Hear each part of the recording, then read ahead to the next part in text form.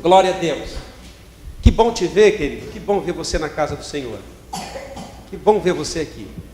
Eu quero ser o instrumento hoje para falar algo da parte de Deus no seu coração. Marcos capítulo 5, de verso 1 ao verso 5.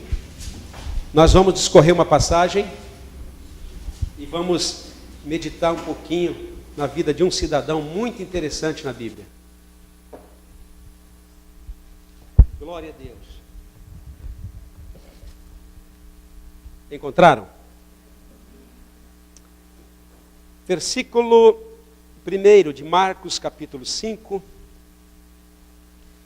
diz assim a palavra do Senhor. Obrigado, querido, obrigado. Fala nisso, irmãos.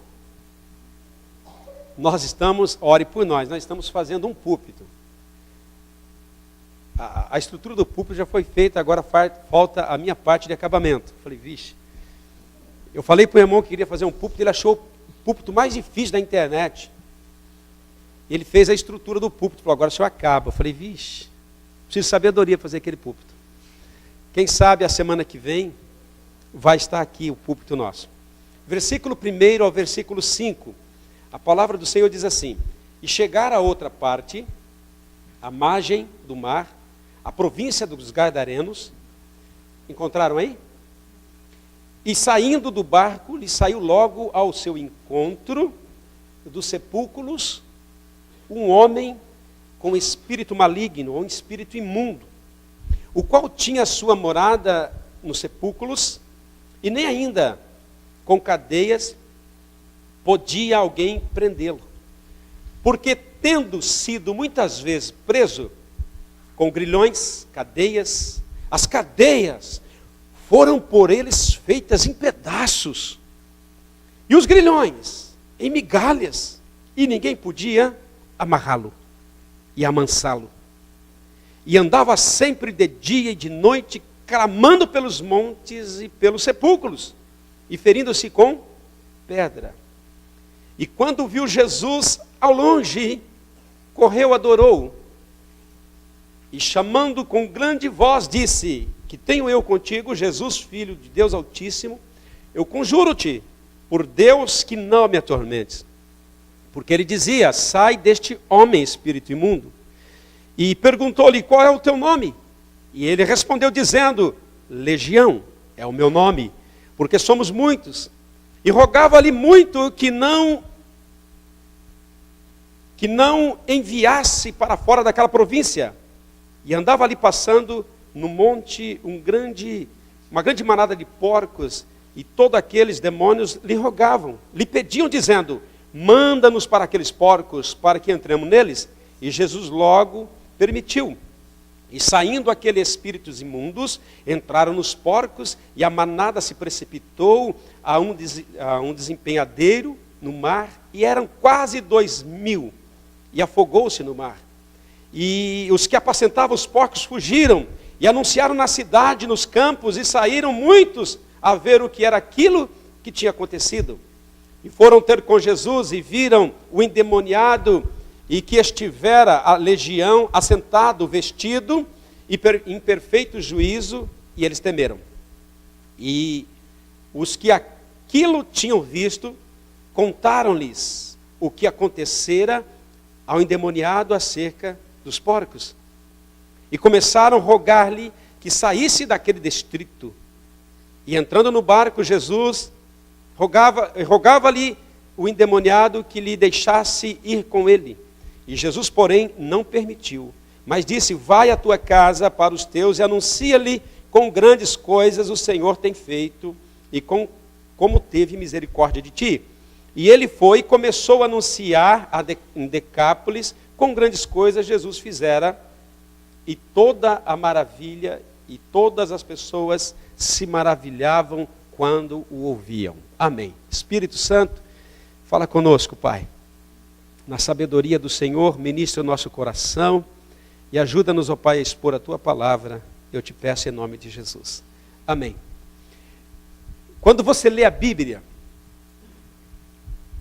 toda a Bíblia, em Mateus, Marcos e Lucas, você vai ver essa história que nós estamos lendo. E é uma história que você consegue nitidamente ver a batalha do bem e a batalha contra o mal. E você consegue ver bem que há coisas, além da nossa visão física, que é um mundo espiritual. O que está acontecendo aqui? Na onisciência, onipresença, onipotência de Deus, Deus conhece tudo, Deus sabe aqueles que eles vão salvar e libertar. E Deus, Ele está no capítulo 4, quando você vê, Ele está pregando o sermão da semente, que Ele saiu a semear, Ele está falando com os seus discípulos, e de repente Ele olha e diz assim para os discípulos: já está tarde, a gente precisa passar aqui esse mar, e eu quero que vocês entrem no barco, nós vamos para o outro lado desse mar. Quando você lê o capítulo 4, você vai ver que houve uma grande tempestade, houve um grande agito naquele mar. Jesus estava no barco, Jesus olhou para o vento e disse: cala-te, mar, aquieta-te. Houve uma bonança, eles chegaram. E a Bíblia diz que quando eles chegaram à outra margem do rio, rapidinho veio ao encontro, veio recebê-los um homem. Mateus diz que é 2, mas Marcos e Lucas, eles preferiram focalizar um homem. E eles então diz assim que veio um homem possesso de demônios, encontrá-lo quando descia do barco. E nessa história eu quero tirar algumas coisas que eu vi hoje na leitura, que será muito importante para nós, para o nosso dia a dia, para a nossa vida. E eu quero fazer uma abordagem de alguns pontos que eu achei interessante nesse texto. Porque às vezes você lê, e tanto você lê, você acha que é algo normal, mas não é. É algo totalmente espiritual. Aconteceu aqui um dos maiores milagres. Nós nunca vimos um homem assim. Eu já expulsei tantos demônios, eu já vi pessoas demoniadas, eu já vi tantas manifestações demoníacas, mas eu nunca vi um com tanta força como esse. E nem quero ver, amém? Você quer ver? Quero ver não. Senhor, né, se a gente estiver por aí, já liberta, Senhor, antes de trazer aqui, porque senão vai ter que ter gente aqui muito ungido para expulsar esses capeta desse cara. E a Bíblia diz que esse endemoniado, ele nada podia detê-lo. O versículo começa a dizer que amarravam ele com cordas e rebentavam. Amarrava com algemas, com correntes, ele fazia migalhas. Você sabe o que é isso, irmão? Prendia em prisões, ele quebrava. Ele despedaçava. E aqui, Deus, ele, usando os seus evangelistas, ele vai mostrar para a gente a atuação do maligno na vida das pessoas. Ele faz questão de mostrar, porque Jesus podia chegar, quando esse demônio viesse, falar assim, ó, vaza daqui, sai. Mas Jesus, ele faz um momento, ele deixa as manifestações para que nós pudéssemos hoje compreender que o diabo não brinca conosco. E o diabo não brinca com ninguém. O diabo, ele simplesmente veio matar, roubar e destruir, e o trabalho dele é unicamente matar, roubar, matar e destruir. E então Deus, ele vai fazer aqui uma libertação no Gadareno. Só que, diferente, quando esse endemoniado vai, a Bíblia diz que ele, automaticamente, ele se prostra. Porque ele não estava diante de Pedro, ele não estava diante de Tiago ou de João, ele estava diante do grande mestre, do Senhor dos senhores. Ele estava diante agora daquele que tem poder sobre o vento. Ele está diante daquele que tem poder sobre as águas. Ele está diante daquele que anda sobre as águas. Ele está diante daquele que é Senhor dos senhores e Rei dos reis. E quando ele se depara com ele, Jesus não é Pedro, Jesus não é Tiago, Jesus não é Carlos, Jesus não era um homem qualquer. Jesus estava revestido de carne, de osso, existia sangue, mas o poder, ele era o próprio Filho de Deus ali. O diabo vem e se prostra. E aqui nós vamos tirar algumas coisas. A primeira coisa que eu quero mostrar para você é o seguinte: Deus mostra o trabalho do maligno nos homens. E qual foi o trabalho que o diabo operou nesse endemoniado? A opressão era tanta que a Bíblia é enfática em dizer que este homem não vivia mais em sociedade. Este homem não nasceu, ele não caiu de paraquedas na terra. Ele tinha pai, ele tinha mãe, provavelmente tinha família, mas a Bíblia diz que ele andava dia e noite nos sepulcros, morava fora da cidade, porque ele foi expulso da sociedade pelos demônios. Os demônios o oprimia. A Bíblia nos relata que ele pegava cacos de telhas e pedras e se coçava. Ele era um homem que andava nu, ele era um homem furioso, ele era um homem que a Bíblia diz nada podia detê-lo. Era um perigo para a sociedade. E quem fez isso foi a sociedade. Quem fez isso foi os homens. Quem fez isso foi a família. Nós não sabemos o que aconteceu com aquele homem, mas sabemos o que a Bíblia nos informa, que os demônios encontraram espaço naquele homem e invadiram a vida daquele homem de uma maneira a qual eu nunca vi até hoje. A Bíblia diz que Jesus, quando depara com esse homem, Jesus pergunta: quem são vocês que estão dentro dele? E ele diz: olha, o nosso nome é legião. Você sabe o que é uma legião romana? Uma legião romana, ela é estabelecida por 6.000 homens. Para ser uma legião no exército romano, a qual eles sabiam muito bem, existem a possibilidade de ter 6.000 homens numa legião. Então, aproximadamente, irmão, 6.000 demônios invadiram a vida deste homem. Imagina a grande possessão na vida deste camarada. Foi tirado-lhe o direito de viver. Foi tirado o direito de se expressar. Foi tirado dele o direito de amar. Foi tirado dele o direito de ter família. Foi tirado dele o direito de ter amigos. Foi tirado dele o direito de viver como um homem normal. E quem fez isso? Os demônios. E esses demônios ainda existem? Sim. Anjos caídos que perambulam por aí, que se movimentam por aí, que escravizam pessoas, que manietam pessoas, que amarram pessoas e que destroem os casamentos e que trazem enfermidades monstruosas sobre a humanidade. A outra coisa que nós podemos ver nesse texto, que nós acabamos de ler, que Jesus mostra como realmente nós devemos adorar a Deus. Porque às vezes a gente não sabe o que é adorar a Deus. Na verdade, a gente às vezes fica vagando.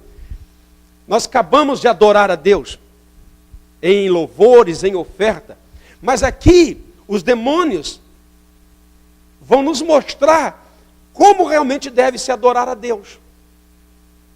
Porque ele não está diante de Pedro, o irado, ou de João, o melancólico. Ele está agora diante de Deus. Diante daquele que ele sabe quem é. E a Bíblia nos mostra, no versículo 7,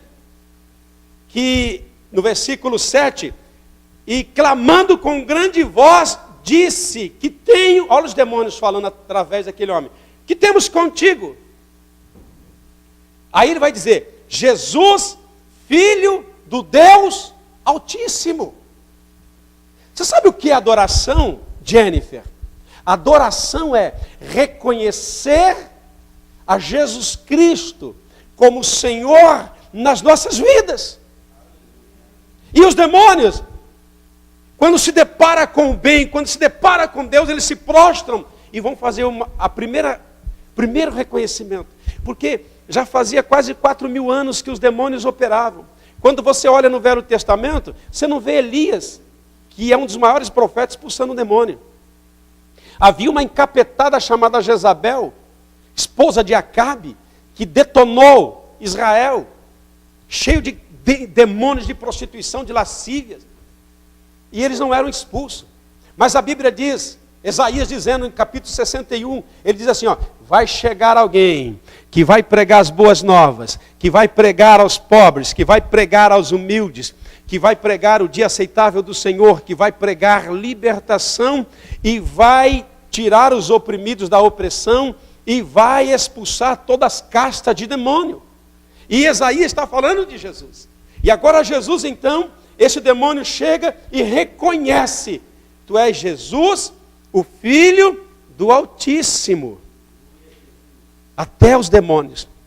A Bíblia diz em Filipenses capítulo 2 e verso 10, que toda língua vai confessar, irmãos, que Jesus Cristo é o Senhor.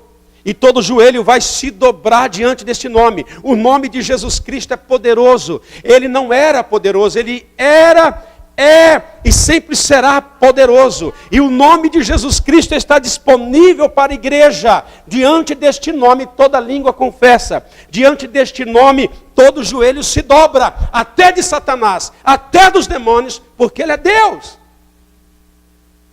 Outra coisa que podemos notar aqui, Jesus ele vai mostrar a importância de uma vida. Calma que é só a introdução, irmão. Ele vai mostrar a importância de uma vida. Todo mundo diz que vive na graça, na graça. A verdade, irmão, na graça que estamos vivendo, Deus não quer coisa pouca, Deus quer tudo.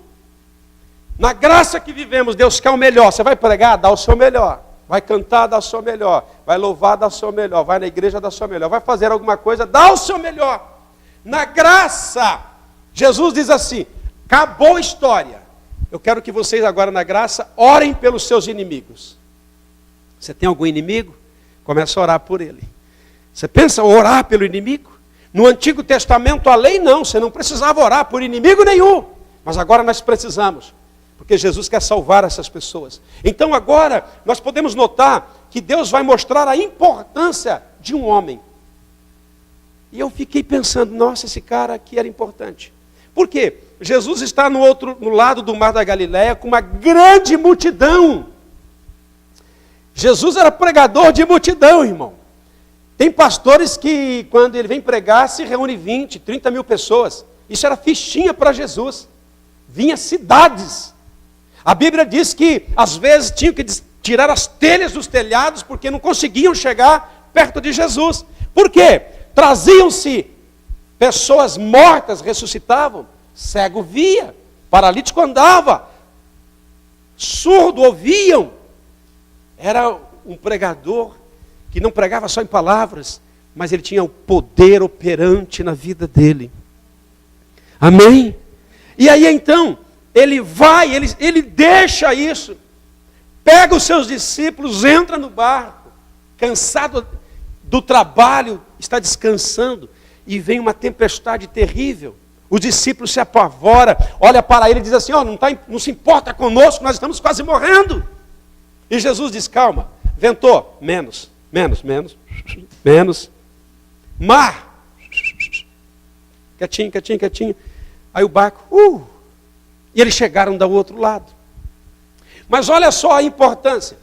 Jesus chega, bate um papo com aquele demônio, queria nos dar uma lição, talvez essa que estamos passando. Conversa com ele, vai fazer o trabalho da libertação daquele homem, pergunta o nome dele, sou legião, porque somos muito.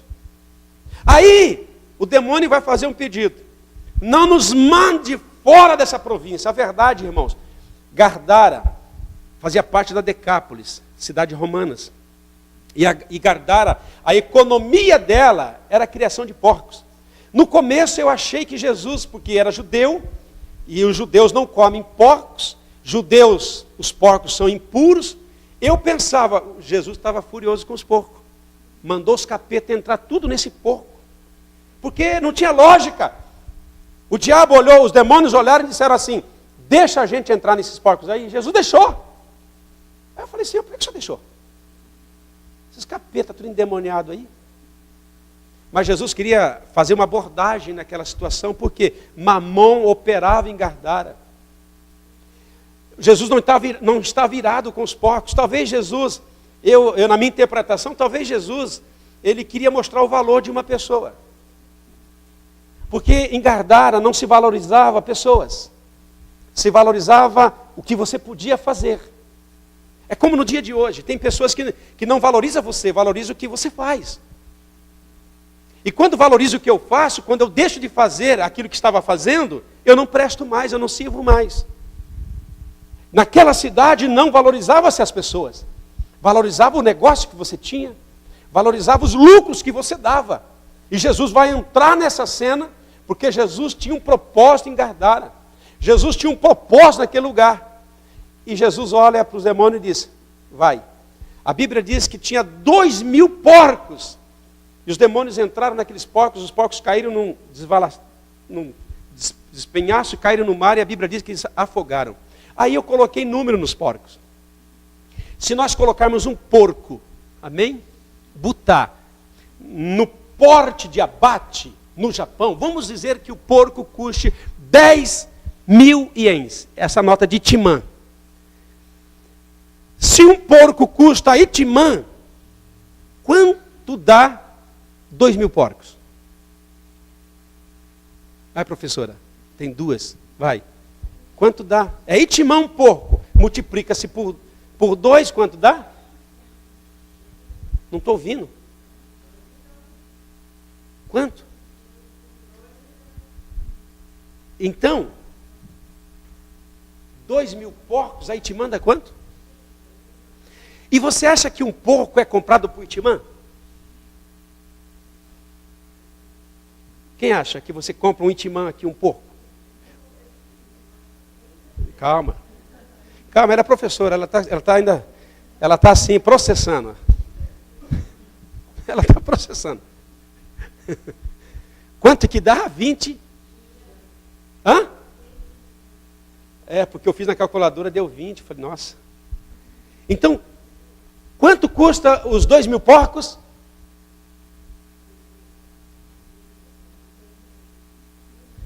$20 milhões de ienes. Quanto custou a sua casa, Cláudio? 30. Quase dá para comprar a casa. 20 milhões de ienes. Multiplicando a real a 300, nós temos 600 mil reais que foram mortos naquele dia. Imagina o dono dos 2.000 porcos.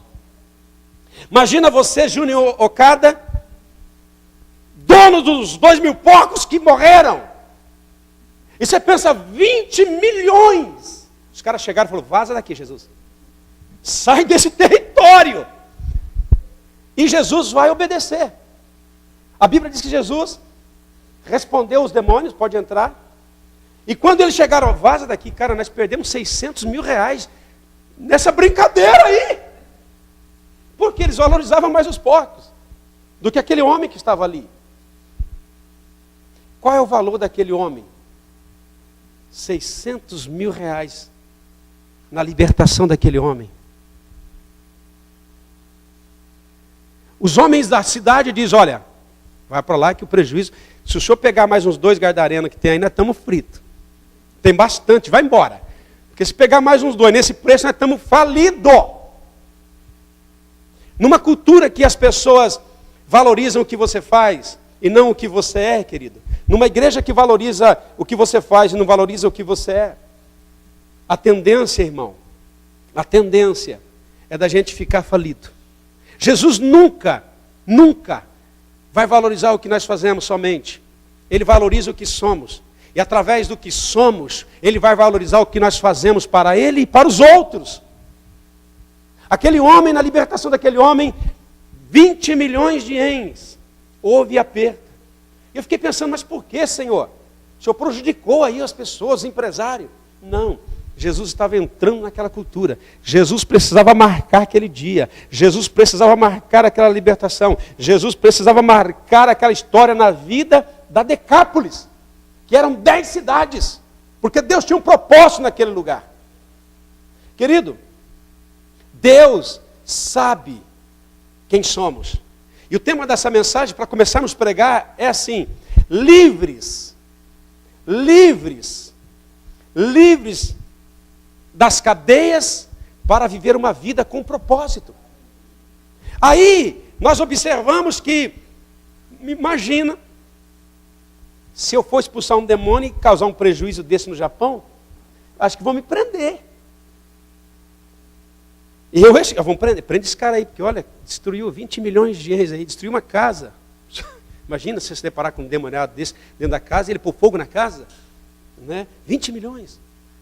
Mas eles não estavam diante de um pastor, estavam diante do Senhor dos senhores e pastor dos pastores. A verdade, o poder que estava em Cristo, irmão, ele atingia toda aquela sociedade. Às vezes você olha para você, você não tem valor. Ah, eu não tenho valor, eu sou isso, eu sou aquilo. Irmão, se você já valer 20 milhões, Já está valendo bastante. 20 milhões, quem não queria ter hoje? Só que Jesus, quando olha para você, Ele não diz preço, porque você é muito valioso. Você é tão valioso que Ele deixou o céu, Ele deixou a glória. E se fez filho de homens, e habitou entre nós, porque Ele sabe o valor de cada um de nós. Amém ou não amém? Então, olha que importância, Jesus atravessou o mar, causou um estrago naquela sociedade, para libertar um cativo de Satanás. Aí, olha o que acontece, para a gente começar a pregar, olha o que acontece. Aí, os demônios fizeram um pedido, Deus respondeu. Os homens, os porqueiros, criadores de porcos, fizeram um pedido, vai embora. Ele entrou no barco para ir embora. Quando entra no barco, vem o terceiro pedido. Agora o ex-endemoniado faz um pedido para Jesus. Jesus, deixa eu ir contigo. E Jesus diz, não. Dá para entender? Não. Não venha comigo. Verso 19 e 20. Vai para a tua casa, vai para os seus, e diz para os seus, com quão misericórdia e amor você encontrou. E no verso 20 do texto, a Bíblia diz assim, e ele foi e começou a anunciar em Decápolis, com grandes coisas Jesus lhe fizera. E todos se maravilhavam, ficavam maravilhados.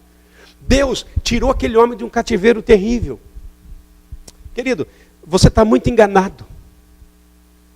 Se você acha que Deus veio para te salvar, para te libertar, para deixar você viver uma vida mesquinha, viver uma vida de fugitivo, viver uma vida baixa, fora do nível, do padrão de Deus. Deus não veio somente para fazer você um povinho qualquer. Deus veio te salvar, veio te libertar, veio te encontrar, para colocar em você um propósito bem definido na sua vida. Porque Deus, Ele não veio somente para fazer estrago naquela sociedade. Deus olhou aquele homem e disse, esse homem será uma ferramenta, este homem com propósito de vida, este homem quando eu libertar, quando ele tiver um encontro comigo, quando ele for liberto das cadeias, quando ele for liberto da opressão, ele vai ser uma arma poderosa nas minhas mãos, eu vou colocar um propósito na vida dele.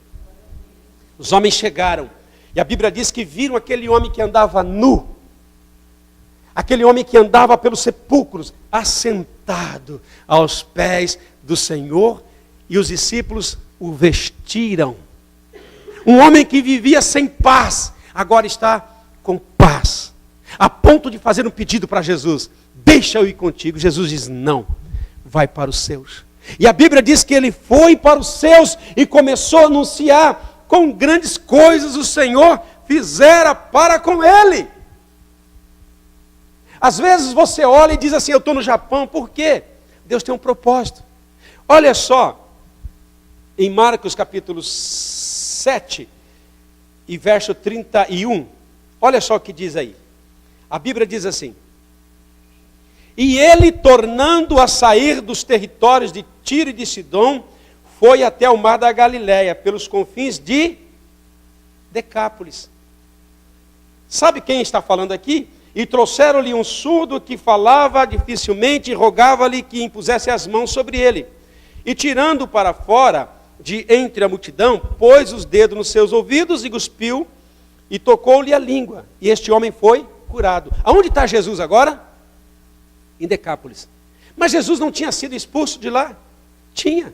Mas agora ele está em Decápolis. Agora ele está nas cidades de Gardara e outras cidades vizinhas. Jesus, aquele episódio foi uma porta de entrada. Todo mundo ficou sabendo daqueles porcos, irmão. Todo mundo ficou sabendo daquele fazendeiro que perdeu 20 milhões de ienes numa paulada só. Aquilo correu. Irmão, notícia ruim, corre que só. Boa é difícil, mas notícia ruim, ai meu Deus do céu, é veloz. E aquilo invadiu Decápolis. E agora Jesus está em Decápolis, nas cidades. Trazem-lhe um homem com dificuldade na fala, mudo, surdo, e Jesus vai fazer um milagre extraordinário. eu quero fazer esse milagre aqui. Ah, não tem ninguém surdo? Eu ia cuspir aqui, passar na sua língua, pôr o dedo no seu ouvido. Sabe, irmão, tem gente que fala assim, eu não... Mas precisa tudo isso? Precisa tudo isso? Olha aqui, irmão, eu quero dizer uma coisa para você, Deus faz como quer. Precisava cuspir lá e pô, coisa estranha. Mas a saliva do mestre tem poder, amém? A saliva do mestre tinha poder, curou aquele homem. Agora Jesus está em Decápolis. Quando você olha a Bíblia em Marcos capítulo 8, verso 1, olha só, a segunda multiplicação de pães. Sabe onde foi essa multiplicação? Nas Decápolis.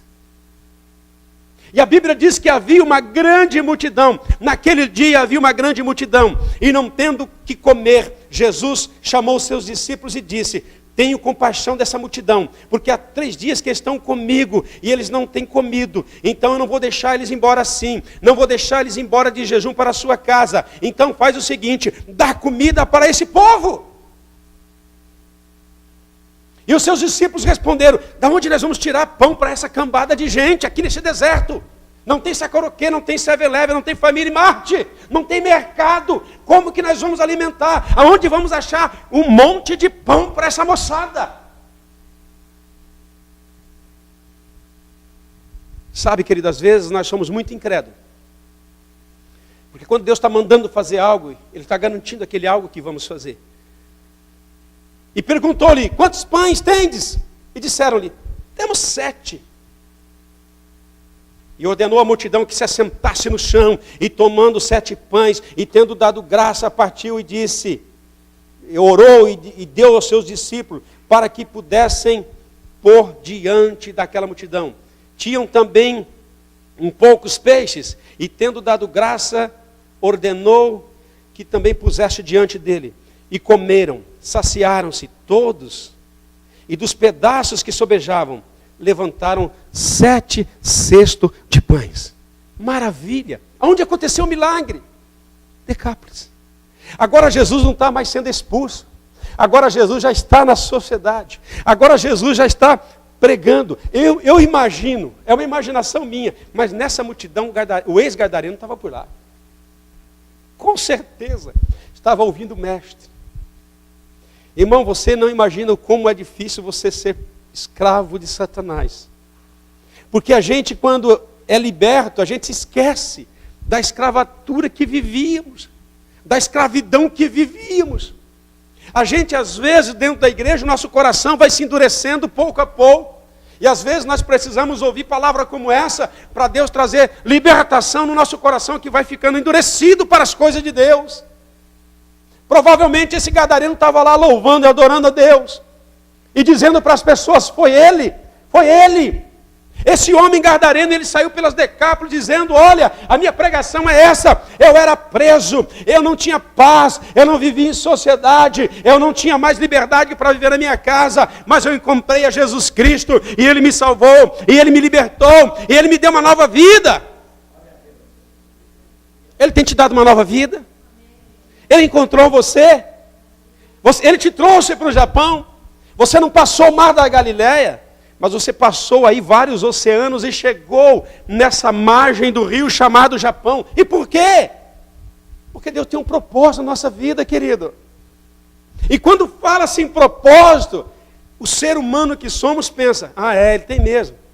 Ele quer que eu seja bem sucedido, Ele quer que eu tenha casa, Ele quer que eu tenha carro, Ele me trouxe para fazer isso. Não, querido. Isso tudo nós podemos ter, porque Deus, a sua misericórdia nos dá. Mas o propósito que Deus estabeleceu para nós é para encontrar os gadarenos que estão por aí. É para encontrar aqueles que estão apedrejados pela sociedade, amarrados pelas cadeias, pelos grilhões do diabo. E trazer a eles liberação, e trazer a eles libertação. Pastor, eu não vejo ninguém pelado. Graças a Deus. Pastor, eu não vejo aí ninguém andando de noite e de dia. Porque você não anda de noite e de dia. Tem pessoas perambulando pela cidade. Irmãos, enquanto você se assenta, enquanto nós adoramos nesse culto ao Senhor, milhares de pessoas estão se matando. Coisa incrível, até brasileiro está se matando.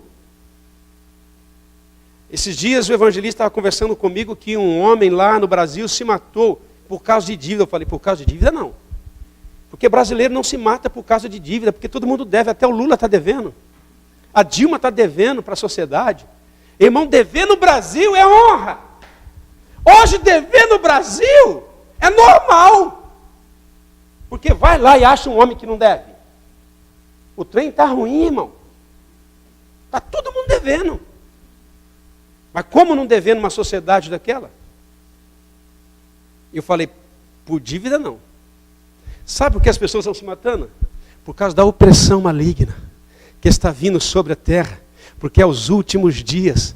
E os demônios sabem que Jesus está voltando para buscar a igreja e buscar todos aqueles que hão de ser salvos através da igreja. Jesus não vai vir na terra para encontrar gadareno. Jesus está dando propósito para a igreja, para encontrar os gadarenos e expulsar os demônios da vida deles e trazê-los para a casa da adoração.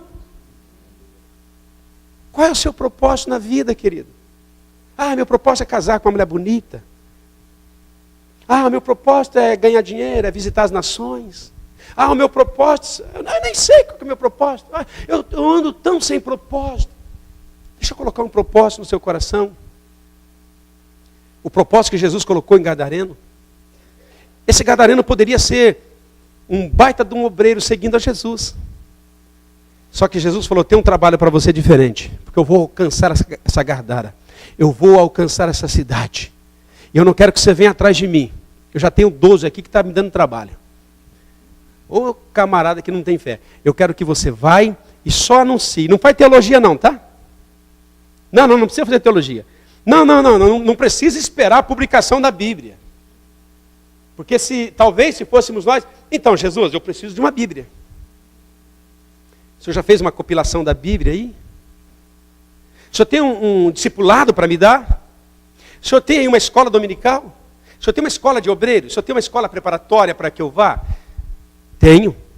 Qual é? Vai para os seus e diz aquilo que eu fiz para você. Querido, o que impacta as pessoas, o que traz impacto, o que traz curiosidade às pessoas, não é aquilo que sabemos a respeito da Bíblia, é aquilo que a Bíblia fez na nossa vida.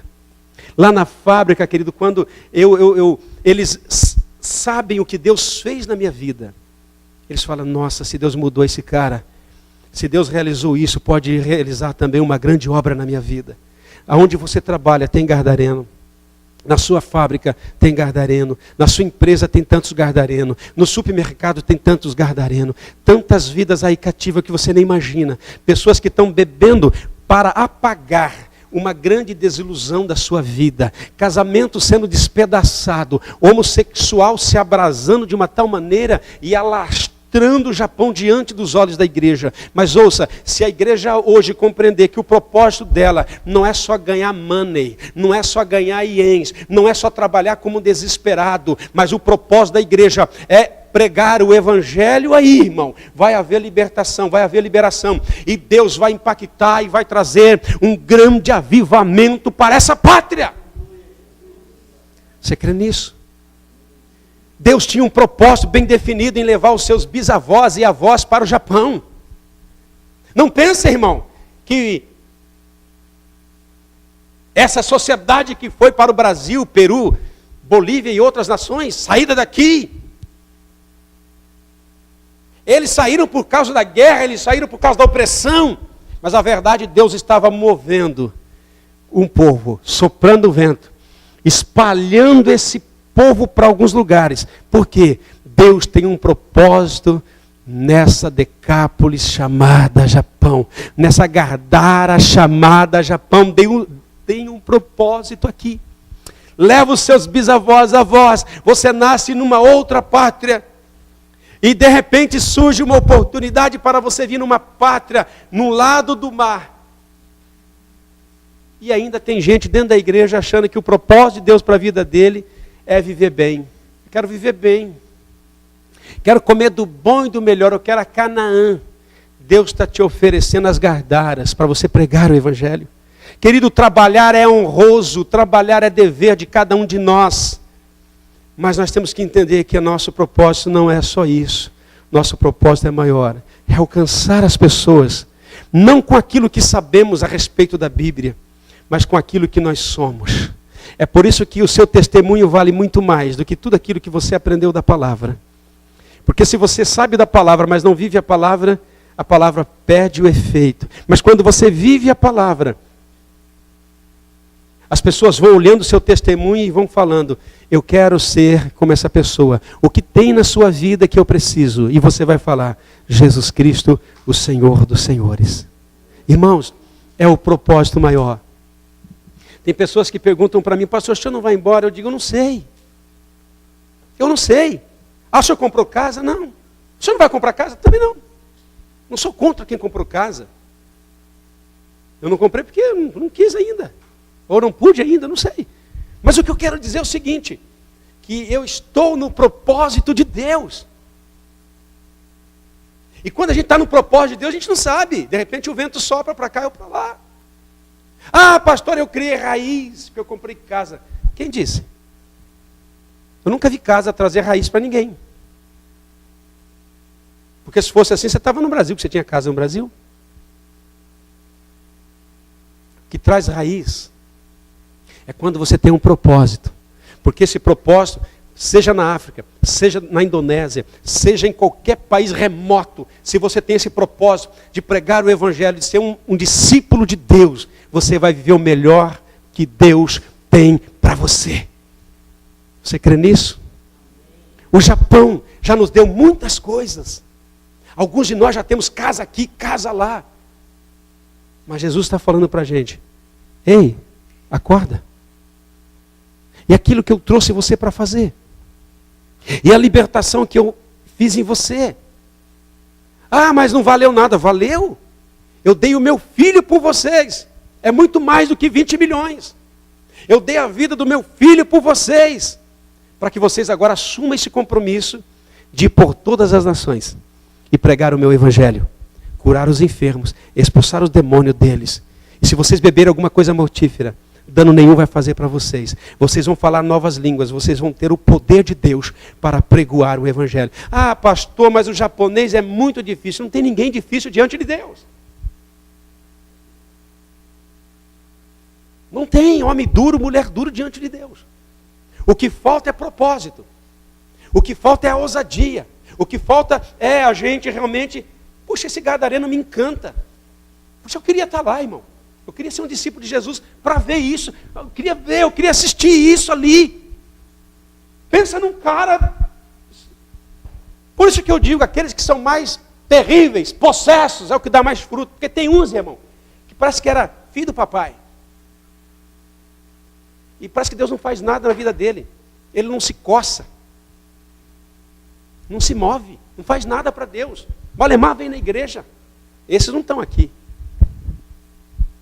Mas esse gadareno, irmão, depois daquela libertação, Jesus dá uma ordem para ele. Uma ordem, irmão.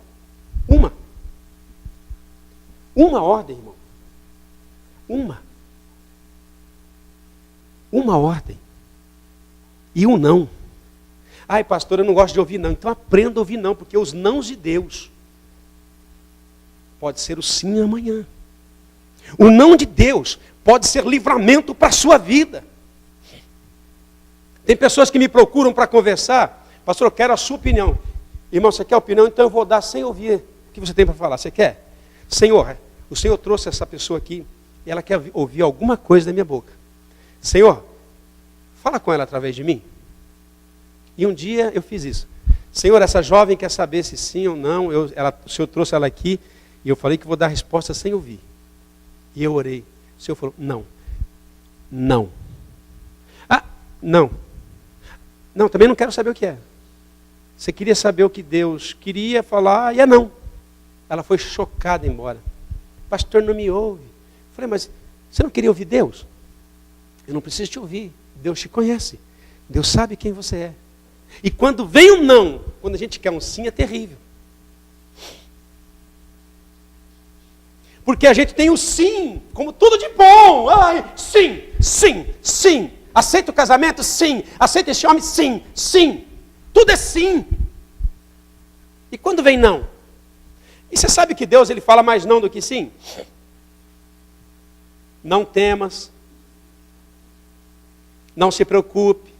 Você vai ter muita luta, mas não se preocupe não. Você vai vencer. O não de Deus. Mas o não, irmão, ele faz bem para a nossa vida. Não venha comigo. Ele podia fazer, poxa vida, eu fazia o que os demônios queriam. Eles me mandavam para lá, para cá, eu fazia, quebrava tudo. Agora o Senhor me libertou, mas o Senhor não quer me levar?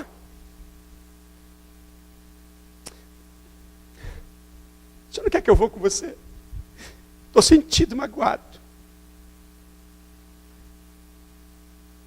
Aquele homem entendeu os propósitos de Deus para a vida dele.